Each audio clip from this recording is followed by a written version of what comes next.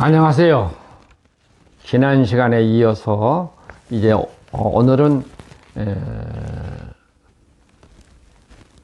하나님의 백성의 삶에 대해서 중요한 부분들만 몇 가지 강의를 하겠습니다. 이것이 그루터기 아워 몇 번째인가요? 6번째인가요? 5번째인가요? 그거 올리시는 분들이 한번 검토해서 시청자들이 혼동하지 아니하도록 그걸 교정을 해 줬으면 좋겠습니다. 아까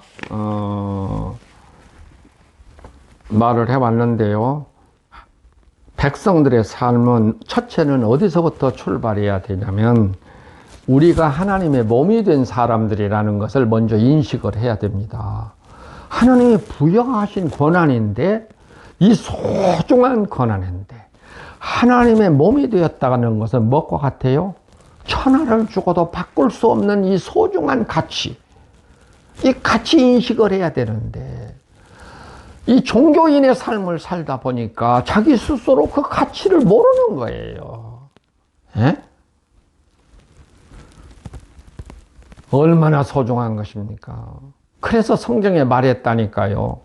내가 정말로 사랑하고 존경하는 분이 너무너무 욕심난 분인데, 그분이 조그마한 자기 사업체를 가지고 있어서 내가 그거 누구 주워버리고 당신은 나와 함께 이 하나님의 나라 운동합시다 하니까 이분이 나는 아직 빚이 있기 때문에 돈을 더 벌어야 합니다. 그래 너무 너무너무 아쉽지만은 제가 포기할 수밖에 없잖아요. 돈을 더 벌겠다는 것인데 어떻게 하겠어요? 포기하고 났지만은 너무너무 아쉬움이 있죠. 지금도 아쉽죠. 너무 그분 한 분만 있어도 굉장한 역할을 할 수 있었을 텐데. 그런 아쉬움이 있는 것입니다. 그런데요, 마태복음 13장에서 그랬다니까요. 천국은 밭에 감추인 보물과 같으니 그것을 발견한 후에는 그것을 다 숨겨두고 기쁨으로 집에 돌아와서 자기 소유를 다 팔아서 그 밭을 사지 않겠느냐. 두 번째 장면에서는 뭐라고 그러죠? 진주를 구하는 장사와 같으니, 응? 천국은 값진 진주를 구하는 장사와 같으니 그 진주를 발견하며 자기 소유를 다 팔아서 그 진주를 사지 않겠느냐. 그게 뭐 천국이 그러는 거란 말이에요. 천국이란 말이 뭐죠? 하나님의 나라란 말이에요. 그 기가 막히게 자기 소유를 다 팔아서라도 사야 하는 것이 하나님의 나라인데, 세상에 돈을 더 벌어야겠다 하고 그것을 포기해요? 자기 소유가 더 아까운데 그것을 팔아서 그 진주를 사요? 그거 못한 것이 누구죠? 부자 청년이잖아. 부자 청년. 재산이 많은 거로 너 그거 팔아서 가난한 자들에게 나눠주고 나를 따르라 그러니까 재산이 많은 거로 근심하면서 떠나갔잖아요. 여러분, 천국의 가치에 대해서 인정을 못하면 믿음을 지키지 못해요. 그래서 자기 신분, 지금 우리 신분, 하나님의 영이 내 안에 와서 내가 하나님의 몸이 되었다고 하는 이 정말로 천하를 주고도 살 수 없는 이 소중한 가치, 이보다 더 큰 가치가 어디가 있어요, 세상에. 그거 인정 못하는 사람은 못하지요. 갈릴리 어부들더러 예수가 그랬잖아요. 너 나 따르라. 사람 낚는 어부가 되리라 하니까 그들은 어떻게 했어요? 지금까지 직업 활동을 해왔던 배도, 그물도, 자기 부친도 버려두고 따랐더라 그랬어요. 여전날도 그랬죠. 마태는 세관에 앉았던 사람이에요. 세관이라면 그때 당시에 돈을 잘 버는 사람이에요. 유명한 거예요. 돈을 너무 벌다 보니까 유대인들에게 아주 미움받는 사람이었죠. 근데 예수께서 그 앞에 앉아있는 마태를 부르잖아요. 너 나 따르라. 두말 없이 마태는 그걸 다 버려버리고, 그 돈 잘 벌리는 그거 버려버리고 예수 따라 나섰잖아요. 왜 그래요? 그 사람들은 예수 따라 나선 자체가 천하를 얻는 것보다도 귀한 것들이니까. 그 그래서 그들은 정말로 다 2000년 역사 속에서 지금도 살아계신 분들이잖아요. 베드로, 요한, 야고보, 마태 다 이 사람 한번 보세요. 그것이 지금 하나님의 백성들의 삶이 되어야 합니다. 가치를 인정할 수 있어야 됩니다. 누구? 나 자신에 대해서. 내가 하나님의 몸이요. 내 안에는 성령이 계신 모시고 사는 사람이요.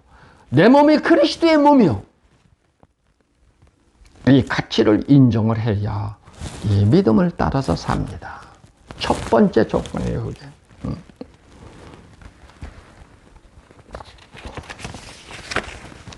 그 다음에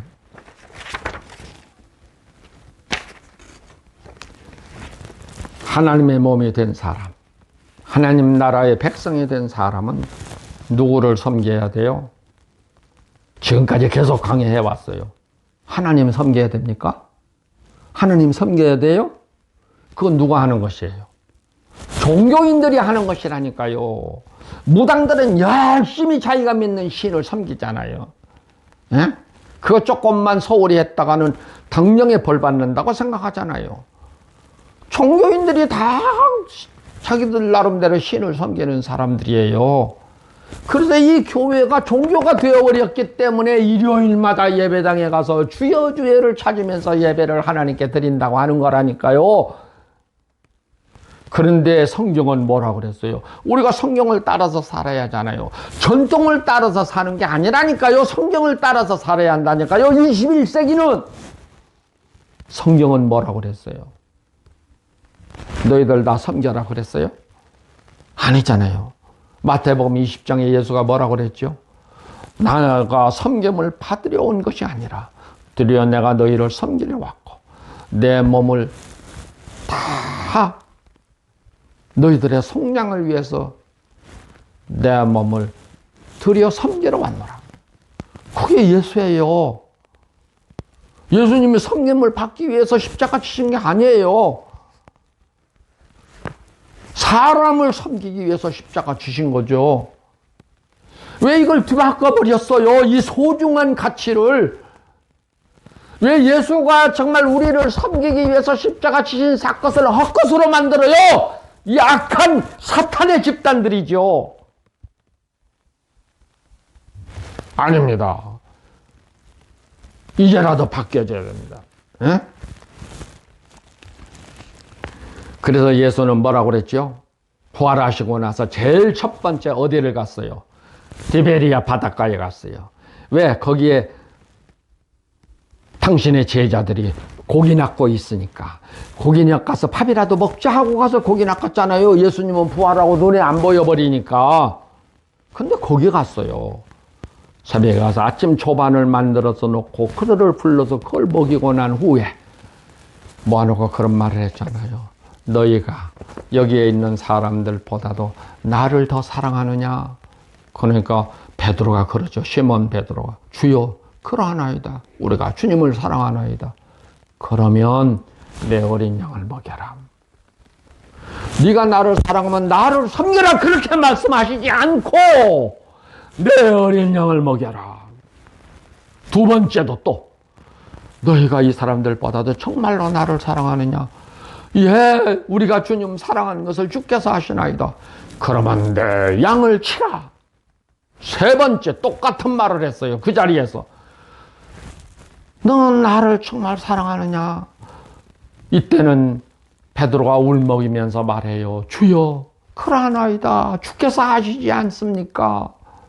그러면 내 양을 치라. 사람을 먹이고 사람을 치고 사람을 돌보고 사람을 먹이라고 한 거예요.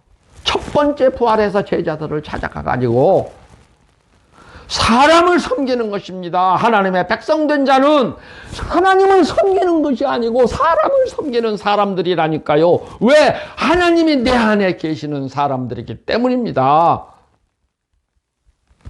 이걸 뒤바꿔서 살아왔어요. 지금까지 얼마 동안 1600년 동안을. 그 다음 마태복음 25장에 가서는 뭐라고 그래요? 왕이 와서 오른편에는 양을, 왼편에는 염소를 세워놓고 갈라놓고 우편에 있는 양들에게 말합니다. 너희는 내가 굶주렸을 때 먹을 것을 주었고, 헐벗었을 때 옷을 입혀주었고, 옥에 갇혔을 때 돌아봐 주었고, 내가 병들었을 때 너희가 다 나를 공개했느니라. 의인들이 그런 말이에요. 언제 주님이 우리한테 그렇게 오셨습니까? 지극히 작은 소자에게 한 것이 내게 한 것이니라. 두 번째 왼편에 있는 자들에게 말을 합니다. 너희는 내가 굶주렸을 때 먹을 것을 주지 아니했고, 헐벗었을 때에 입히지 아니했고, 옥에 갇혔을 때 돌아보지 아니했고, 병들었을 때에 너희는 나를 공개하지 아니했다. 아니 주님, 언제 주님이 우리한테 와서 배고프다 하셨습니까? 주님은 언제 우리가 주님이 헐벗었다고 옷을 달라고 하셨습니까?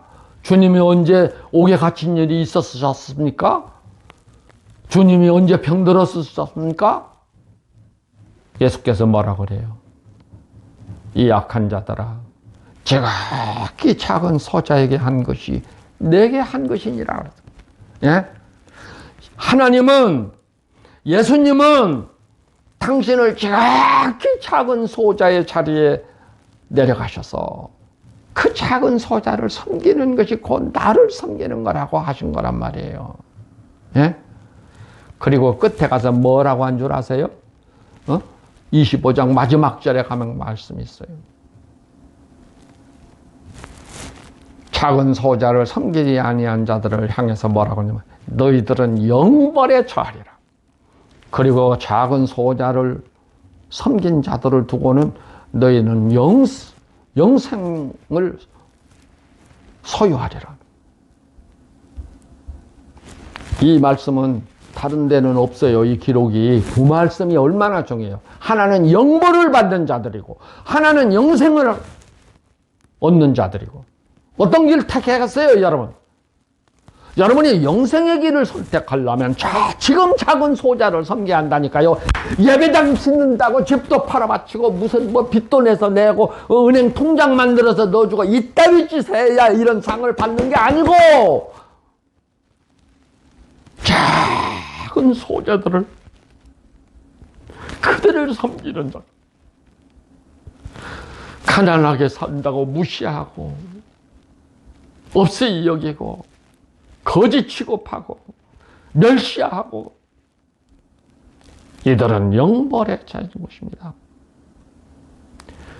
내가 40년 전에 제자들이라고 훈련을 시켰다니까요.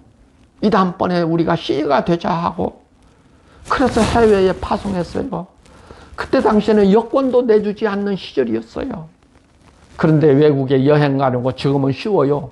그런데 다 여권 받아서 외국에 가서 살려면 그냥 삽니까? 거기서 정착을 해야 되는데 그 정착도 하게 하고 장사를 하려면 뭐예요? 퍼밋 같은 것도 다 받아야 하고 그런 여건 조성을 다 해주느라고 나는 내 가족들에게 용돈 한 푼 내 자식들에게 준 적이 없다니까요. 가족들과 함께 외식 함께 한 적이 없다니까요. 그렇게 살아왔는데 이 친구들이 거기 가서 돈도 벌고 자리도 잡고 부자들이 되니까 한 번은 내가 거기를 방문하니까 나를 늙은 거렁뱅이 취급을 해버리더라고요.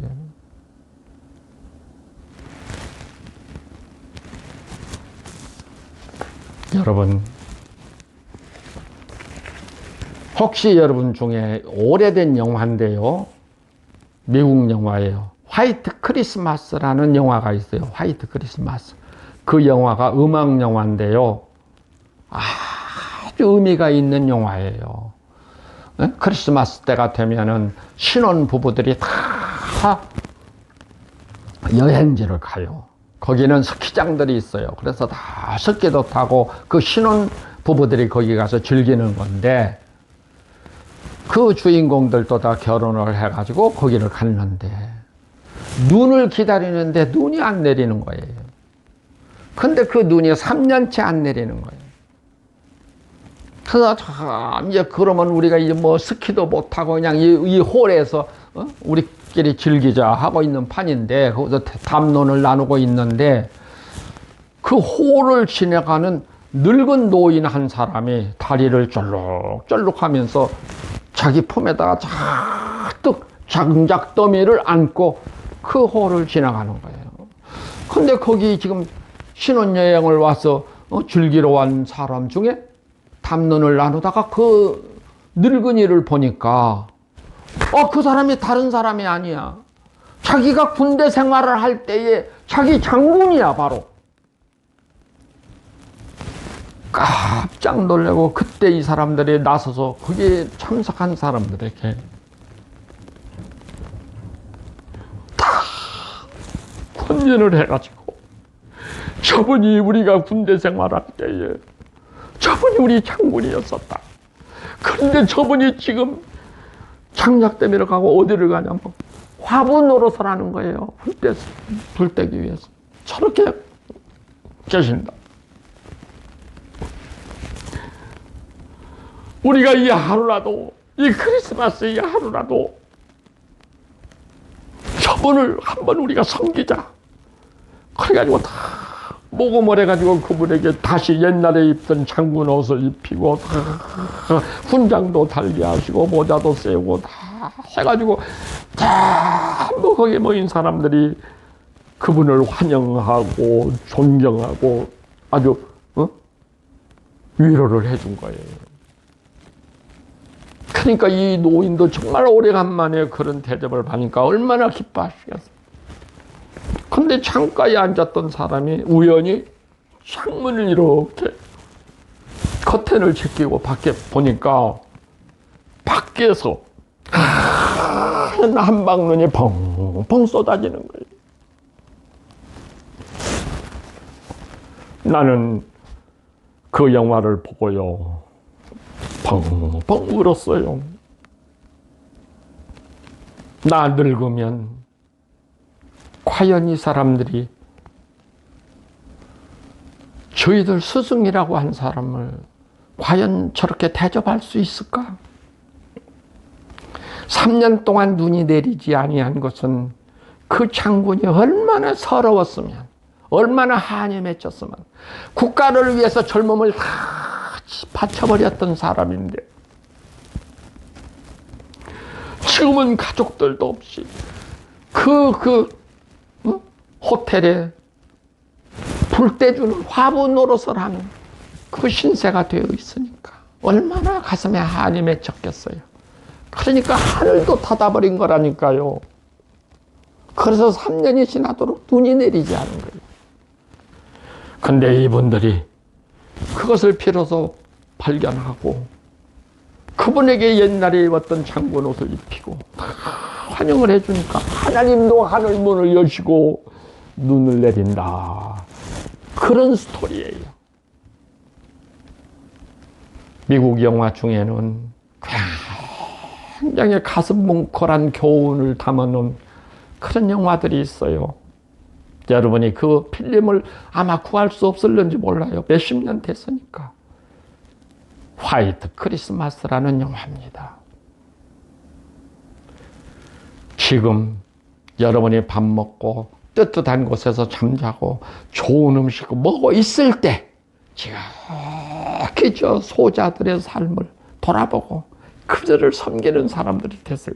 누가? 예수 믿는 사람은 그래야 됩니다. 하나님의 사람이 된 사람들은 그렇게 살아야 됩니다. 하나님 섬긴다고 수백억씩 들여 수천억씩 들여서 교회당 짓는 일이 아니고, 예배당에다가 뭉칫돈을 갖다가 헌금하는 사람들이 아니고, 예? 수십 년 전에 내가 들은 이야기인데요. 어느 유명한 강남에 있는 교회의 권사 한 분이 나를 도왔던 분인데, 그 이야기를 내가 언젠가 들었어요. 그분이 여자분인데 권사인데 어느 외국인 회사에 다니면서 돈을 많이 받았어요. 그때 돈으로 아마 한 300만 원씩 받았다고 그래요. 몇십 년 전에. 많은 돈 받은 거잖아요. 외국 회사에서. 그런데 그분이 11조를 내려면 300만 원 받으면 얼마 내야 돼요? 30만 원 내야 되잖아요. 근데 그분은 그렇게 안 하고 거기다 더 얹어서 50만 원, 60만 원씩 내는 거예요. 그래서 물었대요. 나하고 같이 일하는 그 여전도사님이 물어봤대요. 왜 그렇게 11조보다 돈을 더 냅니까? 하니까 그 권사 이야기가, 내가 500만 원, 600만 원 내면 이 교회에 네임밸류가 있는데 수입이 저 사람은 500만 원, 저 사람은 600만 원. 그래서 그 계층이 있다는 거예요. 300만 원 받아서 30만 원 내면 30만 원 계층이요. 10만 원 내면 100만 원 수입이라고 해서 10만 원 계층이고, 교회 안에 예? 계층이 있다는 거예요. 돈 많은 사람, 중간에 버는 사람, 돈을 못 번 사람. 내가 그 이야기를 들으면서요, 가슴이 막 찢어질 것 같더라고요. 탄식이 되었어요. 이게 크리스찬들입니다. 지금도 그런 분이 있는지 모르겠습니다만은 이게 예수 믿는 사람들입니까? 여러분, 내가 하나님의 백성 되었다는 것은 천하를 주고도 바꿀 수 없는 이 소중한 가치인데, 이것을 위해서는 여러분 지극히 작은 소자를 섬기세요.